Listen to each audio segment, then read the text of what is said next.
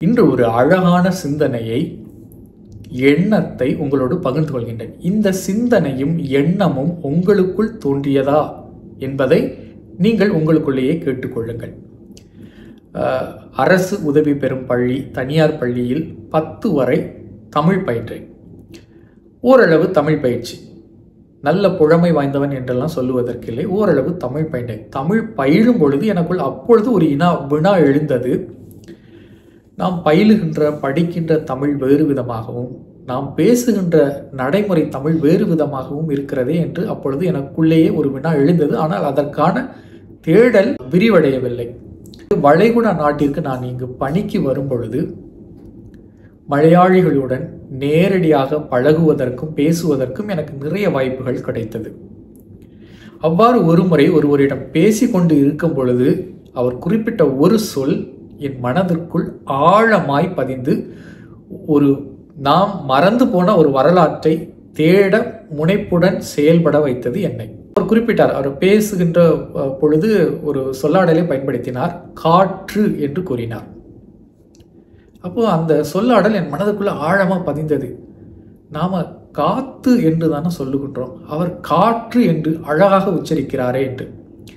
பிறகு எனக்கு நிறைய தேடல் ஏற்பட்டது. இந்த 2020க்கு பிறகு இலங்கை தமிழர்களுடைய யூடியூப் சேனல்களையும் காண நேரிட்டது. அவ்வப்போது காண்பதுண்டு.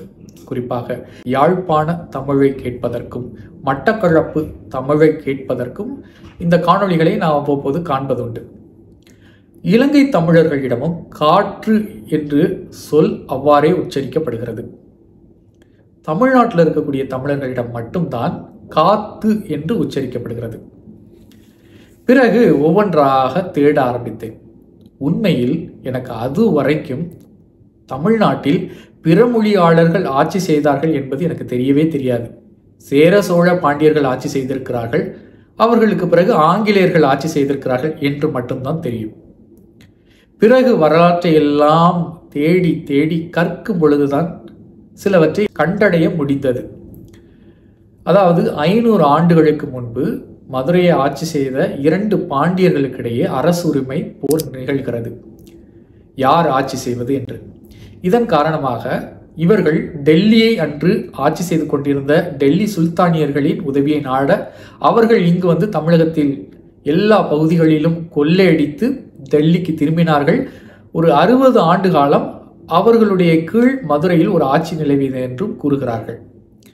பிறகு இதே பாண்டியர்கள், சிதறுண்ட கிடந்த அந்த பாண்டியர்களும் சோழர்களும் விஜயநகர பேரரசை உதவி நாட அவர்கள் இங்கு வந்து மதுரையை கைப்பற்றி அவர்களின் படை ஆட்களான நாயக்கர்களுடைய ஆட்சி மதுரையில் 400 ஆண்டு காலம் நிலவியது.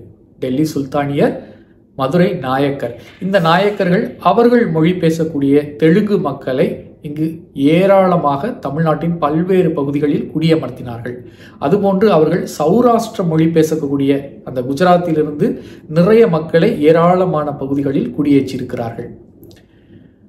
பிறகு இந்த நாயக்கர்கள் மராத்தியர்கள் எழுச்சியுற்ற போது அவர்கள் கர்நாடக வரை பரவியிருந்த மராத்தியர்களை தஞ்சையை ஆட்சி செய்த நாயக்கர்கள் தஞ்சாவூருக்கு அழைத்து வந்து மராத்தியர்களின் ஆட்சி ஒரு 150 ஆண்டு காலம், 160-70 ஆண்டு காலம் தஞ்சை உள்பட்ட பகுதிகளில் நிலவியது.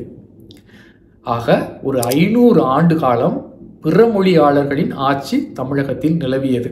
இந்த செய்தி எனக்கு தெரியாது. பிறகு அந்த 500 ஆண்டு காலத்தில் ஏராளமான குடியேற்றங்கள், ஏறக்குறைய உருது மொழி பேசுபவர்கள், சௌராஷ்டிர மொழி பேசுபவர்கள், தெலுங்கு மொழி பேசுபவர்கள், கன்னட மொழி பேசுபவர்கள், மராத்தி மொழி பேசுபவர்கள் என ஒரு 6-5 மொழி பேசுபவர்களுடைய குடியேற்றங்கள் மிகுதியாக நிகழ்ந்தது. இப்போ ஒரு 500 ஆண்டுகாலம் தமிழர்களுடைய அரசு கிடையாது. தமிழர்களுடைய நிலத்தில் பல்வேறு மொழி பேசக்கூடியவர்களின் குடியேற்றங்கள் நிகழ்ந்தது. இவ்வாறு நிகழும் பொழுது தமிழ் மொழியில் பல கலப்புகளும் மாற்றங்களும் நிகழ்ந்திருக்கின்றன. பிறகு இதை குறித்த ஆய்வு நூல்களை எல்லாம் தேடி தேடி பயில தொடங்கும் பொழுதுதான் எனக்கு விடை கிடைக்க ஆரம்பித்தது. இலங்கையில தமிழர்களுடைய பகுதியில் நாயக்கர்களுடைய ஆட்சியோ, மராத்தியர்களுடைய ஆட்சியோ, இல்லை சௌராஷ்டிரர்களின் குடியேற்றமோ, கன்னடர்களின் குடியேற்றமோ நிகழவில்லை பெரிதளவு. அங்கும் ஒரு சில இடங்களில் குடியேற்றங்கள் நிகழ்ந்திருக்கின்றன. இதனால் அந்த பகுதிகளில் அந்த மொழி, தமிழ் மொழியானது முற்றிலும் பாதுகாக்கப்பட்டிருக்கிறது. அங்கு சொற்களில் எந்த பிளவும் ஏற்படவில்லை. மொழி அப்படி தூய்மையானதாக பாதுகாக்கப்பட்டிருக்கிறது. அதனால்தான் இலங்கை தமிழர்களுடைய தமிழை கேட்கும் பொழுது அவ்வளவு இனிமையாக இருக்கிறது. தமிழ்நாட்டில் இப்போ ஒரு எடுத்துக்காட்டுக்கு ஒரு 3 தமிழ் ஊர்கள் இருந்தால் அந்த 3 தமிழ் ஊர்களை சுற்றி 2 தெலுங்கு தாய்மொழியாக உடையவர்களுடைய ஊர்கள், ஒரு மராத்தி பேசக்கூடிய ஒருவரின் ஊர், சௌராஷ்டிர மொழியை பேசக்கூடிய ஒருவரின் ஊர், ஒரு கன்னட மொழி பேசுபவர்களினுடைய ஒரு ஊர், ஒரு 3 தமிழ் ஊர்களை சுற்றி இத்தனை பிற மொழியாளர்களின் ஊர்கள் அமையும் பொழுது இவர்களுக்குள் மொழி பரிமாற்றம் ஏற்படும் பொழுது இவர்களுக்குள் ஏதாவது பேசிக்கொள்ள வேண்டும் தானே, இவர்களுக்குள் கருத்துக்களை மாற்றிக்கொள்ள வேண்டும். அப்பொழுது இந்த மொழி அவர்களுடைய மொழியும் இவர்களுடைய மொழியும் அல்லாது இவர்களுக்குள்ளேயே ஒரு பிளவுபட்ட மொழி உண்டாகுவதற்கு வாய்ப்பு நிறைய இருக்கிறது. அவ்வாறுதான் இந்த சொற்களின் உச்சரிப்பு நம்மை விட்டு தொலைந்து போனது. இது கேரளத்தில் நிகழவில்லை. கேரளத்திலும் குடியேற்றங்கள் நிகழ்ந்தது. ஆனால் கேரளாவில் படையெடுப்பு நிகழவில்லை. தமிழ்நாட்டில் படையெடுப்பு நடந்தது, குடியேற்றங்களும் நடந்தது. அங்கு வெறும் குடியேற்றங்கள் மட்டும்தான் நடந்தது, படையெடுப்பு நிகழவில்லை. இங்கு அரசுகள் நடந்தன. பிற மொழியாளர்களின் அரசு அவர்களுடைய தாய்மொழியைத்தான் அரசுரிமையாக ஆக்குவார்கள். அதனாலும் தமிழ் ஓரளவு பின்னடைவு சந்தித்தது. பிறகு ஆங்கிலேயருடைய ஆட்சி வந்தது. பிறகு ஆங்கிலமும் மக்களோடு கலக்க ஆரம்பித்தது. இந்த 5 மொழிகளோடு சேர்ந்து ஆங்கிலமும் மக்களோடு கலக்க ஆரம்பித்தது. இவ்வாறு மக்கள் பேசுகின்ற சொற்களில், உச்சரிப்புகளில் பல மாற்றங்கள் நிகழ்ந்தன.